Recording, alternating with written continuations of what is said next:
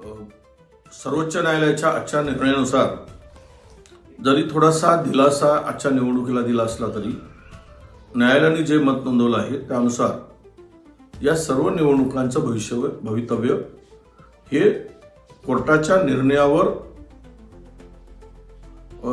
आधारित राहील. कारण कोर्टाने स्पष्टपणे सांगितलं की तुम्ही निवडणुका घ्या, पण कोर्टाच्या निर्णयाच्या अधीन राहून घ्या. म्हणजेच टांगती तलवार ओबीसीच्या लोकांवर या निर्णयाने आता आम्हाला दिसते आहे.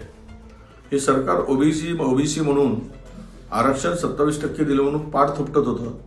आज मात्र टांगती तलवार या आमच्या सगळ्या ओबीसीच्या जागावर आणि ओबीसी बांधवावर ठेवलेली आहे. जिल्हा परिषदा पंचायत समितीच्या निवडणुका सुद्धा महानगरपालिकेच्या निवडणुका प्रोसेस सुरू करायला सांगितली, पण ते सांगताना 50%च आरक्षण त्याच ठिकाणी सुरू करा अशा प्रकारचं मत नोंदवलं. म्हणजे याचाच अर्थ असा की महाराष्ट्रातील 34 जिल्हा परिषदापैकी 12च जिल्हा परिषदेच्या निवडणुका होऊ शकतील किंवा त्याचे प्रोसेस सुरू होऊ शकतील. कारण इतर जिल्हा परिषदामध्ये ते आरक्षण 50%च्या वर गेलेलं आहे.